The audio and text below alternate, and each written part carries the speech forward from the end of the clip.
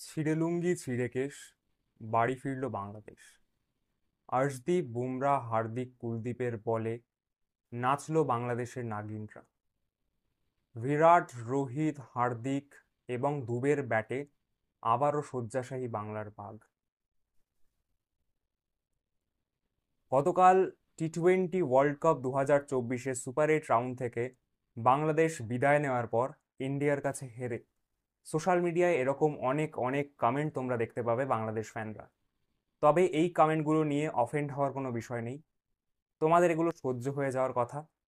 আমার বক্তব্য এটাই, এই কমেন্টগুলো দেখে কাউন্টার অ্যাটাক না করে প্রতিবাদ জানাও বাংলাদেশের ক্রিকেটিং বোর্ডের কাছে, বাংলাদেশ ক্রিকেট ম্যানেজমেন্টের কাছে।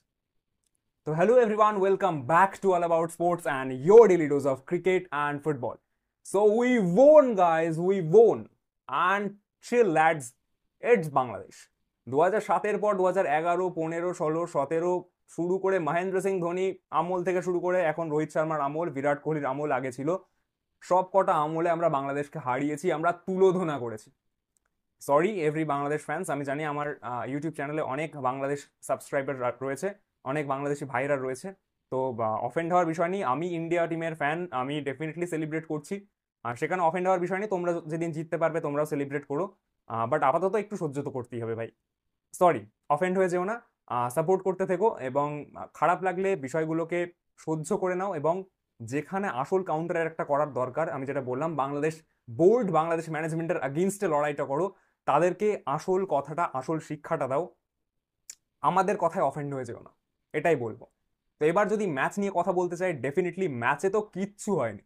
ইন্ডিয়া প্রথম থেকে শুরু করে রোহিত শর্মা, বিরাট কোহলি, রোকো বা রোহিরাট যাই বলি না কেন, সেখান থেকে সেই ব্যাটিং পার্টনারশিপ থেকে শুরু হয়। আর দেন অর্শদীপ সিং, জসপ্রীত বুমরার বলে শেষ হয়ে যায়, পুরো বসে ধ্বংস হয়ে যায় বাংলাদেশ।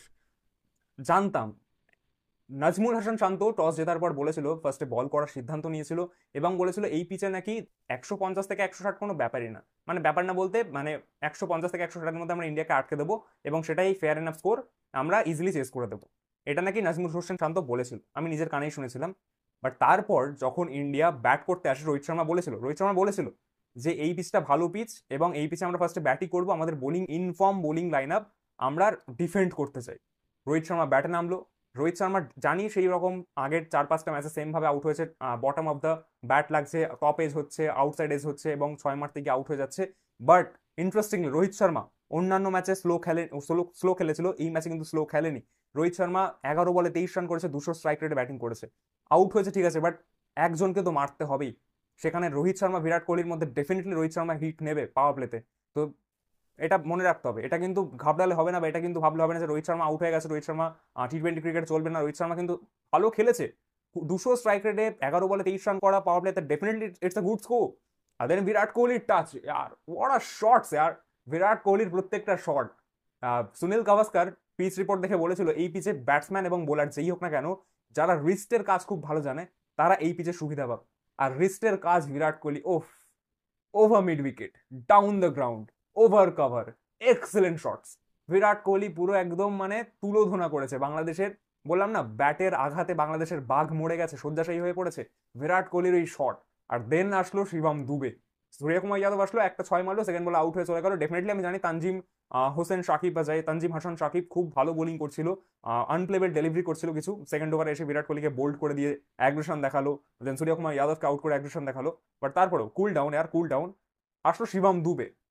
শিবম দুবের মাথায় চলছিল কি, রিঙ্কু সিং রয়েছে বসে বেঞ্চে, আর একটা দুটো ম্যাচ খারাপ খেলে রিঙ্কু, একটা ম্যাচ খারাপ খেলে রিঙ্কু হয়তো চলে আসতে পারে অস্ট্রেলিয়া ম্যাচে, রিঙ্কুকে হয়তো টেস্ট করে নিতে পারে।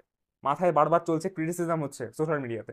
শিবম দুবে কি করলো, ইচ্ছা মতো বাড়ি, জায়গায় দাঁড়িয়ে স্ট্যান্ড অ্যান্ড ডেলিভার, সিএসকে হয়ে যে ইনিংস গুলো খেলতো সেরকম একটা ইনিংস খেলে দিল।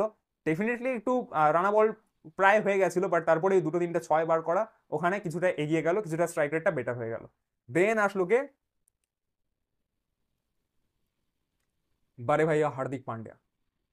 भाई साहब, Hardik Pandya, hard heating পান্ড্যা, kung fu পান্ড্যা, প্রত্যেকটা ট্রোলের জবাব দিয়েছে, প্রত্যেকটা শট, প্রত্যেকটা ট্রোলের জবাব। আইপিএল এর সময় সবাই যে ট্রোলগুলো তাকে করেছিল, আমিও একটা দুটো ম্যাচে ট্রোল করেছিলাম, বাট আমি জানতাম এই মানুষটা স্টেপ আপ করবে ইন্ডিয়ান টিমের হয়ে। আমি নিজেও বলেছিলাম স্ট্রিমে এসে যে ইন্ডিয়া টিমের জার্সিতে এই মানুষটা স্টেপ আপ করবে, আর সেই মানুষগুলোর মধ্যে বা সেই প্লেয়ারগুলোর মধ্যে হবে যারা ইন্ডিয়ান টিমকে ওয়ার্ল্ড কাপটা, টি-20 ওয়ার্ল্ড কাপটা জেতাতে বা টি-20 ওয়ার্ল্ড কাপে ভালো পারফরমেন্স করতে সাহায্য করবে। আর হার্দিক পান্ডিয়া স্টেপ আপ করছে, প্রত্যেকটা ম্যাচে স্টেপ আপ করছে। What a player Hardik Pandya, one of the best allrounder of all time Hardik Pandya. Ball হাতে উইকেট তুলছে, হাইয়েস্ট উইকেট টেকার ইন্ডিয়া টিমের হয়ে এখন। আর ব্যাট হাতে তো রান করছি, 27 বলে 50 run, brilliant finishing, brilliant touches. আর প্রত্যেকটা শট সেই একদম মুম্বাইয়ের হয়ে 2016, 17, 18 টাইমে যেরকম শট দেখতাম, একদম হার্দিক পান্ডিয়া নামতো, 200-250 স্ট্রাইক রেটে ব্যাট করতো, কুংফু পান্ডিয়া নাম দেওয়া হয়েছিল, হার্ড হিটিং পান্ডিয়া নাম দেওয়া হয়েছিল, সেরকম একটা ব্যাটিং দেখতে পেলাম। তারপরে আসলে বল করতে ইন্ডিয়া রান করলো কত, 20 ওভারে 196 রান। নাজমুল হোসেন শান্ত কি বলেছিল, 150 থেকে 160 আটকে দেবো, সেটা ফেয়ার এনাফ স্কোর হবে। এই পিচে 150-160 অনেক টাফ। ইন্ডিয়া কত করলো, 196, দুরন্ত ফিনিশিং। তারপরে আসলো কে ব্যাট করতে, বাংলাদেশ। স্টার্টটা ভালো হয়েছিল, ডেফিনেটলি স্টার্ট ভালো হয়েছিল। তানজিম সাকিব ব্যাট করতে এসেছিল, লিটন দাস ব্যাট করতে এসেছিল, প্রথম 4 ওভার বেশ ভালো ব্যাটিং হচ্ছিল। তারপরে হঠাৎ করে উইকেট পড়তে শুরু হয়, একের পর এক উইকেট পড়তে থাকে, প্রত্যেক 1-2 ওভার পর পর উইকেট পড়তে থাকে। নাজমুল হোসেন শান্তর একটা 40 রানের ইনিংস, তাছাড়া বাংলাদেশ কিচ্ছু করেনি। কুলদীপ যাদবের বল তো বুঝতেই পারছে না বাংলাদেশ। আমি দেখছি কুলদীপ যাদব বল করতে এসে প্রত্যেকটা বল ব্যাকফুটে গিয়ে পুল করছে, প্রত্যেকটা বল ব্যাকফুটে গিয়ে পুল করছে। Left handed batsman, right handed batsman যেই আসছে না কেন, ব্যাকফুটে গিয়ে পুল করছে, শুধু গ্রাউন্ডেড পুল হোক, লফটেড পুল হোক, শুধু পুল করছে কুলদীপের বল। আর একটা ব্যাটসম্যান যখন গিয়ে একটা স্পিনারকে বারবার পুল করবে বা সুইপ মারবে না, তখন সেই ব্যাটসম্যানটা স্পিনের কিচ্ছু বোঝে না, স্পিন খেলতেই পারে না। আর কুলদীপের বল দেখে সত্যি বাংলাদেশের প্লেয়াররা যেভাবে পুল করছিল, যেভাবে সুইপ মারার চেষ্টা করছিল, বল কিচ্ছু বুঝতে পারছিল না। আর মাথায় বারবার চলছে যে এই পিচে রিস্ট স্পিনাররা খুব ভালো খেলবে, আর কুলদীপ তো সব থেকে বড় রিস্ট স্পিনার। কুলদীপ তো রিস্ট স্পিন মানে কুলদীপ একদম মানে তোমাকে মেরে দিয়ে চলে যাবে, তোমাকে পুরো তোমার পেটে লাথি মেরে চলে যাবে কুলদীপ যাদব। সেটাই করেছে Kuldeep Yadav, top quality 4-4.5 economy রেটে বোলিং করেছে, 3টে উইকেট নিয়ে বেরিয়ে গেছে। হর্ষদীপ সিং 2টো উইকেট, জসপ্রীত বুমরা 2টো উইকেট। জসপ্রীত বুমরা বল তো ভয়ে ভয়ে খেলছে, জসপ্রীত বুমরা বল করতে এসছে, ভয় পাচ্ছে বাংলাদেশ, উল্টো পাল্টা পুল শট যা পারছে তাই শট খেলছে।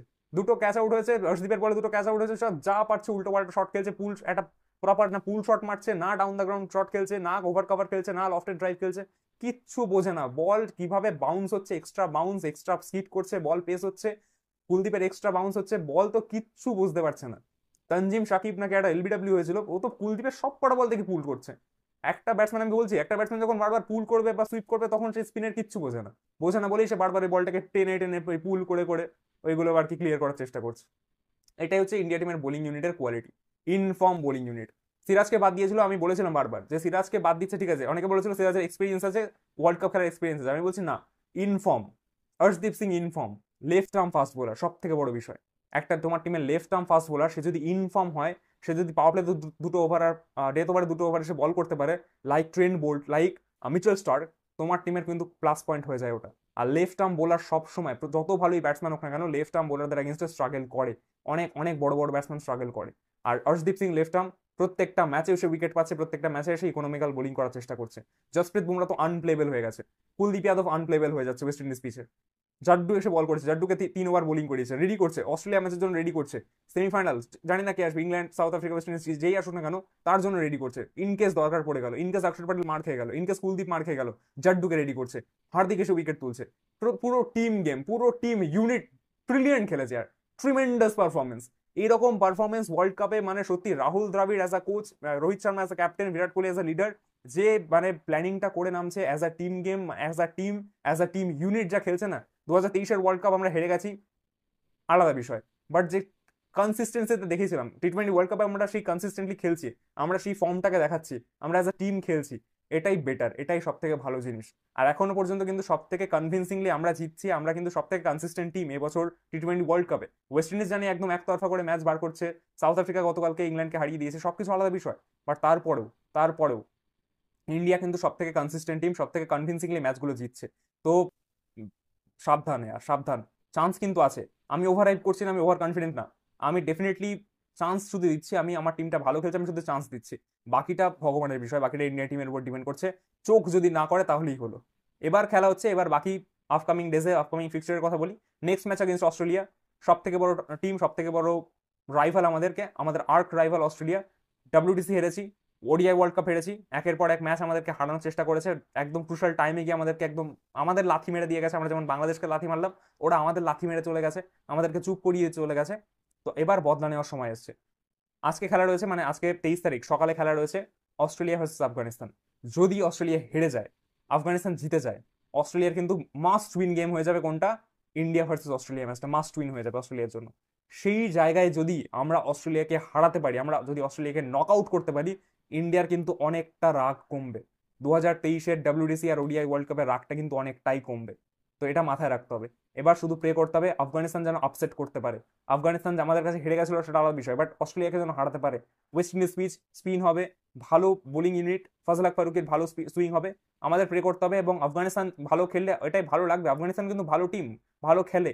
তো আফগানিস্তান যদি অস্ট্রেলিয়াকে আপসেট করাতে পারে, আমাদের জন্য কিন্তু খুব ভালো একটা সুযোগ হবে যে আমরা 24 তারিখে অস্ট্রেলিয়াকে আসল স্বাদটা দেখাবো। আমরা আসল জায়গাটা ওদেরকে আসল আহ, মানে জিনিসটা দেখিয়ে দেবো যে কেমন নক আউট হলে কেমনটা লাগে, লাস্ট মোমেন্টে গিয়ে হারলে কেমনটা লাগে, আমরা কিন্তু দেখাতে পারবো অস্ট্রেলিয়াকে তাহলে। আর দেন ইংল্যান্ডের পয়েন্ট অফ ভিউ থেকে, ইংল্যান্ড ডেফিনেটলি ইউএস এর সাথে ম্যাচ রয়েছে আজকে সন্ধ্যেবেলা। ইংল্যান্ড নামছে 23 তারিখে সন্ধ্যেবেলা ইউএস এর এগেনস্টে। ইংল্যান্ড সাউথ আফ্রিকার সাথে হেরে আসছে পরশুদিন। ইংল্যান্ড যদি ইউএসএ কে না হারতে পারে, তাহলে ইংল্যান্ড নক আউট হয়ে যাবে। ইউএসএরও সেম জায়গায় আছে, যে হারবে সে নক আউট হয়ে যাবে, যে জিতবে তার একটু চান্সটা বেড়ে যাবে। বাট ডেফিনেটলি সাউথ আফ্রিকার ওয়েস্ট ইন্ডিজ খুব ভালো জায়গায় রয়েছে। সাউথ আফ্রিকা কোয়ালিফাই করে গেছে, ওয়েস্ট ইন্ডিজ, ইংল্যান্ড এবং ইউএসএ এই তিনটে টিমের মধ্যে যে কোনো একটা টিম কোয়ালিফাই করবে।